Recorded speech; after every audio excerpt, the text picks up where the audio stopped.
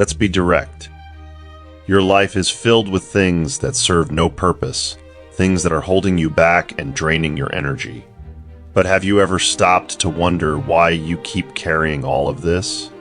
Often, the greatest act of courage isn't making noise, but eliminating, in silence, everything that no longer serves you. Toxic relationships, self-destructive habits, and no, you don't need to make a big spectacle of it or wait for anyone's approval. Today, I'm going to teach you one of the greatest pieces of advice from Stoic philosophy. Let go of what you can't control and free yourself. Life is too short to stay chained to other people's expectations, and I'll show you, step by step, how to eliminate 10 things that are turning your life into pure chaos. Not just physically, but mentally too.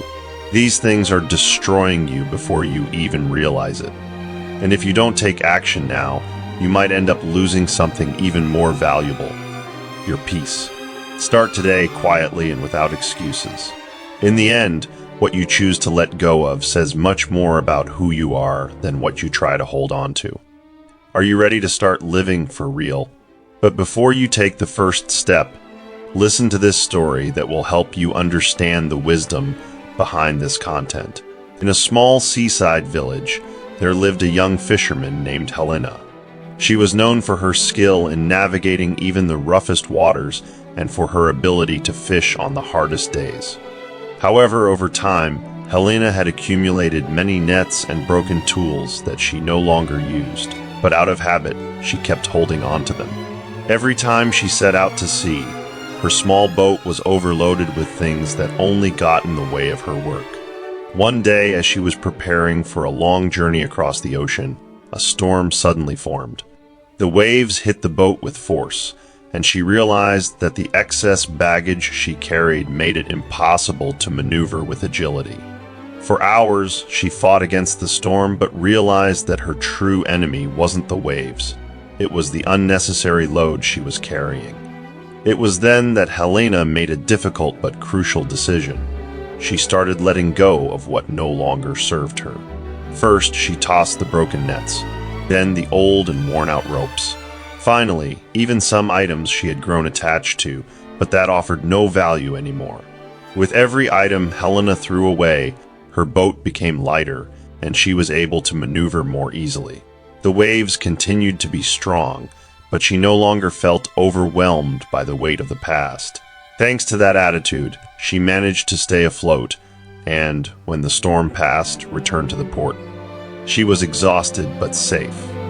When her fellow fishermen saw her, they asked how she had managed to survive the storm. Helena, with a calm smile, replied, "Sometimes in life, we hold on to things we don't need, objects, memories, or people that just add weight to our journey. Only when we decide to let go of what's unnecessary in silence and without drama do we find the freedom to move forward with more ease." The moral of this story is simple. In life, we often need to eliminate, in silence, the things that prevent us from moving forward. The weight we carry keeps us from navigating with ease, and only when we choose to shed that burden do we find our true path.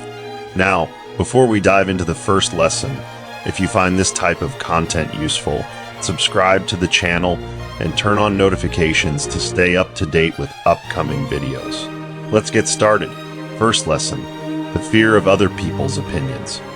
Have you ever wondered how many decisions in your life were made based on the fear of what others might think? That fear seeps into your skin and stops you from being who you really are. It's like living on a stage, constantly under the eyes of an audience that, most of the time, isn't even paying attention to you. You know why? Because people are too busy dealing with their own insecurities to judge you. Yet there you are, paralyzed.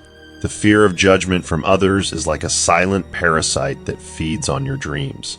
It clings to your back and whispers in your ear whenever you think about doing something bold or different.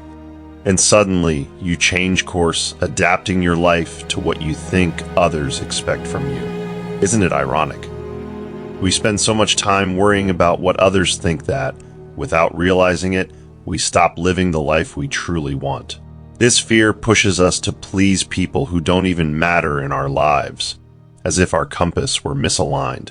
Instead of following the north of our intuition, we follow south, dictated by society. We wear a mask to fit into other people's expectations, whether at work, with friends, or even on social media. But what about the real you? The one hidden under layers of fake smiles and borrowed opinions. Sometimes the fear of judgment is even subtler. It disguises itself as prudence. It's not the right time. Maybe I'm not good enough, and other excuses masked as wisdom. But deep down, it's the same monster, the fear of judgment. Meanwhile, your dreams are locked away, waiting for a better time that never comes. To eliminate this fear once and for all, we need to practice Stoic philosophy. The Stoics taught us that we can't control what others think of us, but we can control how we react to it. It sounds simple, but it's not. It requires constant introspection and courage. It's about learning to live for yourself, making decisions that bring you joy, not just to please others. Life is too short to be lived under the shadow of other people's opinions. A good exercise is to start eliminating, in silence, everything that doesn't bring value to your life. Those habits and commitments you maintain just to please others. Do you feel obligated to maintain an image or a career that doesn't fulfill you because you think it's the right choice? Free yourself from those chains. Start with small decisions. Say no to commitments you don't want to take on. Do something you've always wanted to do, but were afraid of because of what others might think.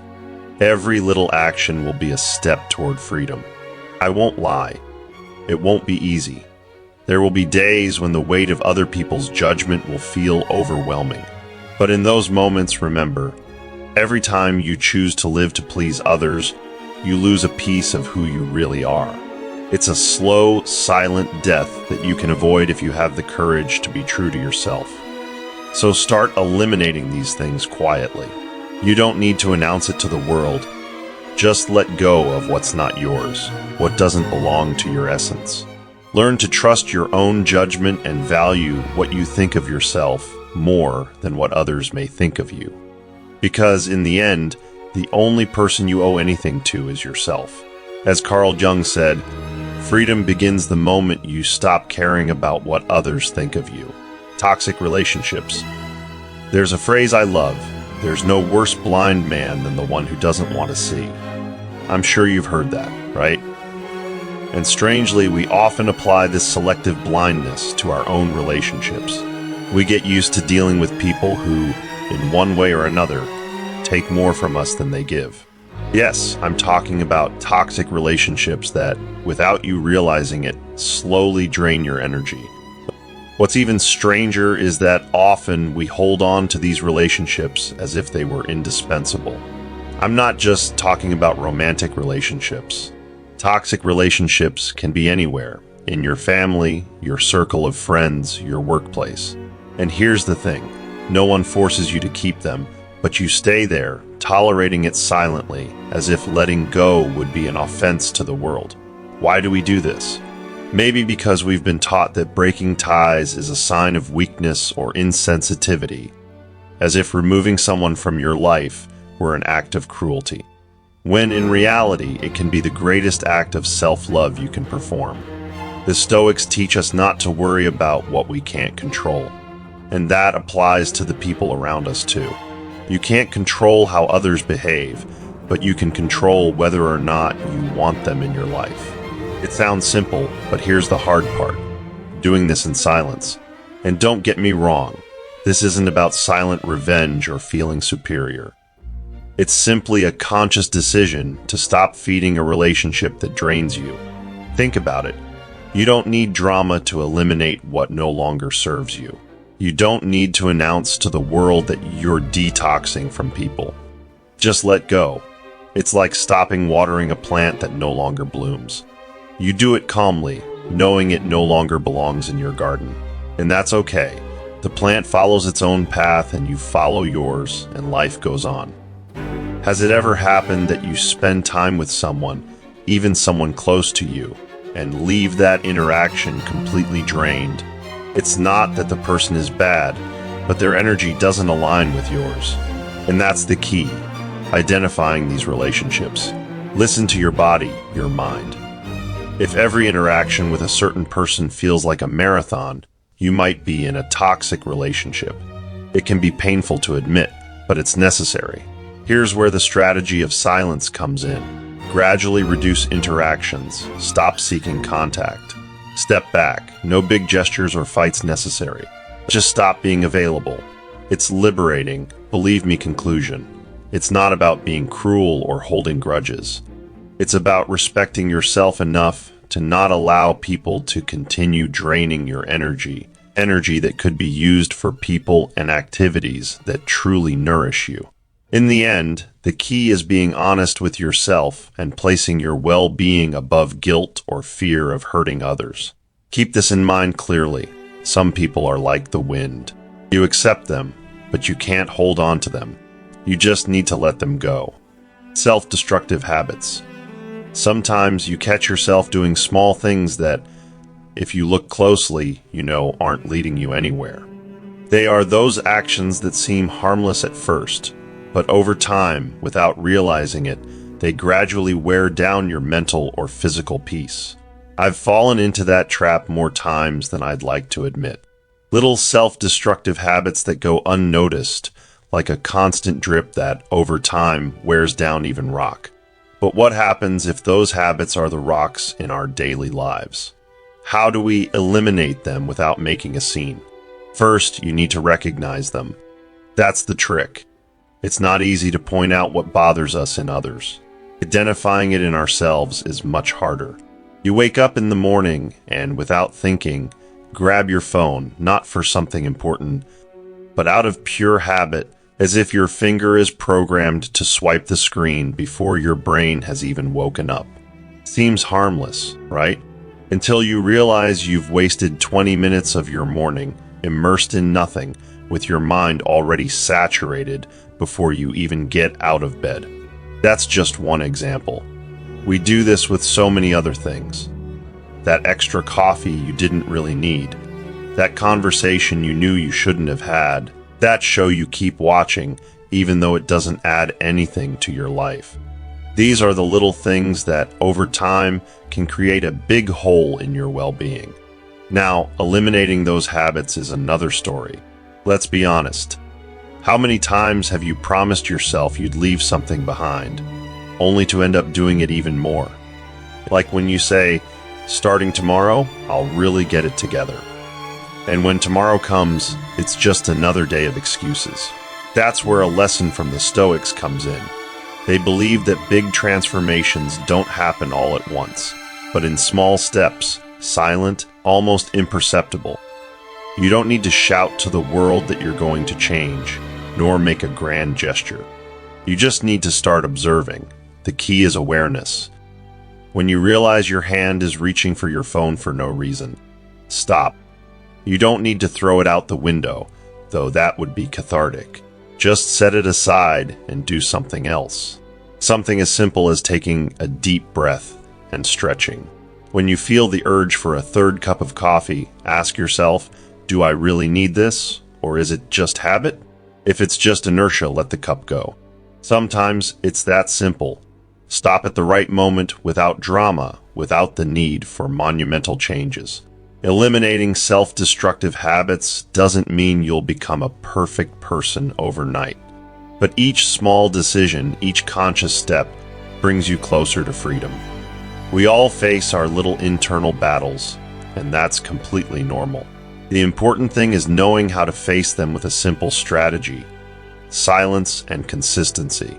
Like a drop of water that, instead of wearing down, gently shapes over time.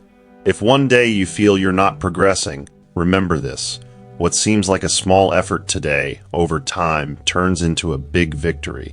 You may not see immediate results, but it's like planting a seed. Without fanfare, it grows and becomes a tree. The same happens with small adjustments in life. So, the next time you notice a habit that's hurting you more than helping, just eliminate it. You don't need to make a big spectacle of it. Just let it go, step by step, drop by drop. As Epictetus said, true change isn't forced, it simply happens. The need to control. Have you ever caught yourself thinking that if you don't have absolute control over everything around you, the world will fall apart? Don't worry, you're not alone in that feeling. We all like to believe that if we can organize every detail and prevent all the unexpected, life will be like a perfectly tuned machine where nothing can go wrong. What an absurd idea, right? And yet we often find ourselves trapped in this cycle, convinced that we can dominate everything that happens. It's a mental trap, an illusion. And the more we try to control, the more we realize we're losing balance. So, how about abandoning this obsessive need for control? This habit of wanting everything to be exactly as we imagined. The desire to control everything is nothing more than a mental prison, built brick by brick every time we believe that with enough effort, things will go as planned. But the universe doesn't work that way. Stoic philosophy teaches us that the key isn't to control what we can't, but to release the unnecessary and focus on what truly depends on us. Think about it. We try to control the weather, other people's opinions, their reactions, the results of our efforts, everything that's beyond our reach. It's like trying to hold back the tide with our hands. A waste of energy. And the worst part is that every time something doesn't go as we expected, we feel frustrated as if it were some cosmic injustice. What an irony, right? Imagine you're carrying a backpack, and every time you try to control something beyond your reach, you put a stone in it. At first, the weight might not be that bad, but over time, the backpack gets unbearably heavy until you can't carry it anymore. Wouldn't it be better to get rid of those stones? Make room for what truly matters, for what you can control. Your emotions, your actions, your choices. The rest, let it go. For a long time, I worried obsessively about everything that could go wrong in my life. If I had a meeting, I planned even the most uncomfortable questions. If I went out with friends, I worried about the place, the weather, anything that could go off plan. It was exhausting. And you know what happened? Most of the things I worried about never happened. When I finally realized this, I understood that this attempt to predict everything didn't give me control. It just caused more anxiety. So I started letting go, little by little, and began to trust the process. What happened? Things kept happening. Some good, some not so much, but I felt lighter because I had finally stopped carrying what wasn't my responsibility. Trusting life doesn't mean being passive or irresponsible, but accepting with maturity that there are things beyond our control. And that's okay. Release that need to control everything. Make room for the unexpected, for surprises, for what lies beyond your grasp. This doesn't mean settling and watching life pass by. It means releasing the weight and accepting that some parts of the path don't depend on you. And you know what? That's liberating. Remember, sometimes letting go is the most powerful way to take control. As Marcus Aurelius wrote, true control lies in the ability to let go of what we can't control. Expectations. For a long time, I believed I had to be perfect. No one told me this directly, but it was in the air, in the well-meaning words, the approving looks, and that constant comparison with others. I grew up believing that meeting the expectations of others, and even my own, was a sign of success. A big lie. If you stop to think about it, trying to meet unrealistic expectations is like trying to fill a bottomless pit with a leaky bucket. You'll never finish. You're always exhausted, and in the end, all that's left is a puddle of frustration. What's most curious is that many of these expectations aren't even ours.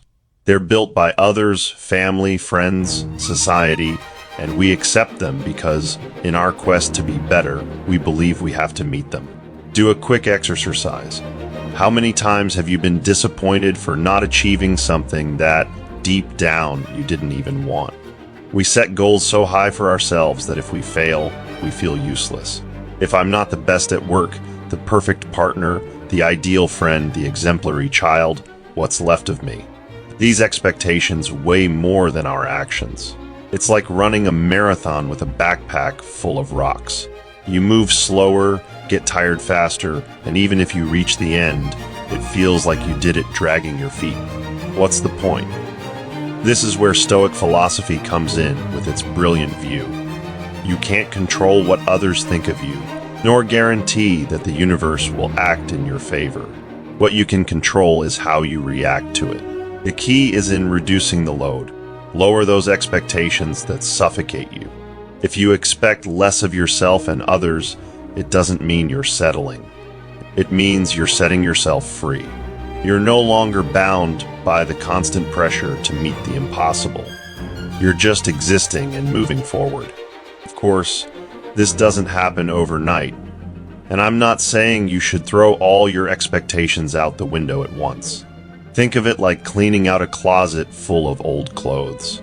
First, look at what no longer serves you, what you never truly liked, and get rid of it, piece by piece. Sometimes you hesitate to let go of a t-shirt because you think you'll wear it one day. Wow, what an incredibly powerful reflection. The need to always be right, the mental clutter, the constant comparison to others, these are all things that really weigh us down without us even realizing it sometimes. It's true, we live in a world that constantly pushes us to prove ourselves, to be the smartest, the most successful, the most knowledgeable. But in doing so, we're often just running in circles, carrying burdens that aren't even ours to bear. It's so liberating to think about letting go of the obsession with being right all the time. The silence not as a form of weakness, but as a form of inner peace. I think so many of us need that reminder to stop competing against others and just be at peace with ourselves, embracing the simplicity of truth in its quiet form. And the part about digital noise. Wow, it's so true. Every ping, every notification, every thought of, what if I miss out, consumes us. It's exhausting. Being radical in reducing that noise is essential if we want to stay focused on what truly matters, our real lives, our relationships, our well-being. I love the idea of doing a digital declutter. It's a small but significant step to regain control of our time and mental space. The part about thinking patterns and their control also speaks volumes. Our minds often create stories for us, stories that limit us. The act of recognizing these thoughts without getting caught up in them is so powerful. It's like stepping back from a game where we thought we had to win all the time, realizing it was never a game in the first place. As you said, the real win is to simplify and prioritize peace over proving something to others or even to ourselves. It's a radical shift, but one that offers clarity and calm. And oh, comparison. How many of us fall into that trap? It's like trying to win a race we didn't even sign up for. The only comparison worth making is with our own past selves. It's so easy to forget how much we've already accomplished when we're busy measuring ourselves against the highlight reels of others. I think your final point about gratitude is a beautiful reminder of where our focus should lie. When we start appreciating what we have, the weight of comparison and competition starts to dissolve. It's not about being better than someone else. It's about becoming the best version of ourselves. Your message is a breath of fresh air, reminding us to look inward, embrace simplicity, and let go of the noise that distracts us from what's truly important. Thank you for sharing this reflection and for encouraging others to do the same.